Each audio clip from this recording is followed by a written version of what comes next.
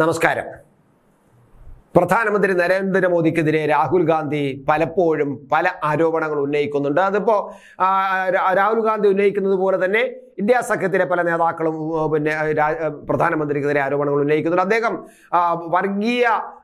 വർഗീയത പറയുന്നു, വർഗീയ ചേരിതിരിവുണ്ടാക്കാൻ ശ്രമിക്കുന്നു, തിരഞ്ഞെടുപ്പിൽ മുസ്ലിം ജനതയെ രണ്ടാന്തരം നാലാന്തരം പൗരന്മാരെ കാണുന്ന തരത്തിലുള്ള പ്രവർത്തനങ്ങൾ നടത്തുന്നു എന്നൊക്കെയാണ് പൊതുവിൽ ഇപ്പോൾ ഉയർന്നിരിക്കുന്നത്. പ്രത്യേകിച്ച് കേരളത്തിൽ അതിൻ്റെ ഒരു ഈറ്റില്ലം തന്നെയാണ്. കാരണം അത്തരത്തിലുള്ള പ്രചരണം ഈ കേരളത്തിലെ പത്രങ്ങളും കേരളത്തിലെ മാധ്യമങ്ങളും എല്ലാം പ്രധാനമന്ത്രി അങ്ങനെ പറയാൻ കൊള്ളാമോ, അങ്ങനെ പറയാമോ എന്ന് ചോദിച്ചുകൊണ്ടുള്ള നിരവധി ചർച്ചകൾ പോലും കേരളത്തിലെ ഈ മാധ്യമങ്ങളിൽ വരുന്നുണ്ട്. പക്ഷേ ഇപ്പോൾ ഒരു പ്രധാനപ്പെട്ട ചാനലിൽ പ്രധാനമന്ത്രി ഇപ്പോൾ ഈ ഇന്റർവ്യൂ കൊടുത്തപ്പോൾ അദ്ദേഹം ചില കാര്യങ്ങൾ പറഞ്ഞിട്ടുണ്ട്. ഞാൻ ഈദും ക്രിസ്മസും എല്ലാം ഒരുപോലെ ആഘോഷിക്കുന്ന വ്യക്തിയാണ്.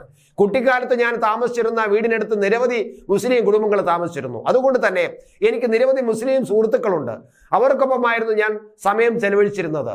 ഈദ് ഞങ്ങൾ ആഘോഷമായി കൊണ്ടാടിയിരുന്നു. ആ സമയത്ത് അവർ തന്നിരുന്ന ഭക്ഷണമായിരുന്നു കഴിച്ചിരുന്നത്. എനിക്ക് മുസ്ലിം സമുദായവുമായി വളരെ നല്ല ബന്ധമാണുള്ളത്.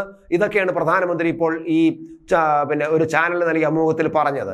അദ്ദേഹം ഇപ്പോൾ അതിനെക്കുറിച്ചും വിമർശനം വരുന്നുണ്ട്. അദ്ദേഹം ഇതാ മാറ്റി പറഞ്ഞിരിക്കുന്നു, കാലുമാറിയിരിക്കുന്നു, തെരഞ്ഞെടുപ്പിൽ പരാജയപ്പെടാൻ പോകുന്നു. അപ്പോൾ ഒരു ദിവസം ഒന്ന് പറയുന്നു, മറ്റു ദിവസം മറ്റൊന്ന് പറയുന്നു, മാറ്റി തിരിച്ചു പറയുന്നു. അങ്ങനെ BJP വൻ പരാജയത്തിലേക്ക് പോകുന്നു എന്നൊക്കെയാണ് പ്രചരണം നടക്കുന്നത്. പക്ഷേ എങ്കിലും നമുക്ക് പ്രധാനമന്ത്രി ഈ അഭിമുഖത്തിൽ പറഞ്ഞ കാര്യങ്ങൾ ഒന്നുകൂടി ശ്രദ്ധിക്കാം. മോദി മുസ്ലിം സമുദായത്തിന് എതിരാണെന്നാണ് ആരോപണം. എന്നാൽ സത്യമെന്തെന്ന് രാജ്യത്തെ ജനങ്ങൾക്ക് നന്നായി അറിയാമെന്നും തനിക്ക് ലഭിക്കുന്ന സ്നേഹവും വാത്സല്യവും തകർക്കാനുള്ള ശ്രമങ്ങളാണ് നടക്കുന്നതെന്നും പ്രധാനമന്ത്രി തുറന്നടിച്ചു. അഹമ്മദാബാദിലെ മനേക് ചൗക്കിലുണ്ടായ ഒരു സംഭവത്തെക്കുറിച്ചും അദ്ദേഹം പ്രതിപാദിച്ചു. മനേക് ചൗക്കിൽ ഭൂരിഭാഗം കച്ചവടക്കാരും മുസ്ലിങ്ങളാണ്. ഇവരുടെ കയ്യിൽ നിന്ന് സാധനങ്ങൾ വാങ്ങുന്നതാകട്ടെ ഹിന്ദുക്കളും. ഒരു ദിവസം സർവേ എന്ന പേര് പോലെ മോദിയെക്കുറിച്ചുള്ള അഭിപ്രായം കച്ചവടക്കാരിൽ നിന്ന് അറിയാനായി. ഒരു കൂട്ടം ആളുകളെ ഞാൻ പറഞ്ഞയച്ചു. എന്നാൽ കച്ചവടക്കാരുടെ അഭിപ്രായങ്ങൾ എന്നെ ശരിക്കും അത്ഭുതപ്പെടുത്തുകയാണ് ഉണ്ടായിരുന്നത്. അതിനൊരാൾ പറഞ്ഞത്, മോദി സർക്കാർ അധികാരത്തിൽ ഏറിയതോടെയാണ് എൻ്റെ മകൾ സ്കൂളിൽ പടിവാതിൽ കണ്ടതെന്നാണ്. 90% മുസ്ലിം കച്ചവടക്കാർക്കും എന്നെക്കുറിച്ച് നല്ല മാത്രമേ പറയാൻ ഉണ്ടായിരുന്നുള്ളൂ.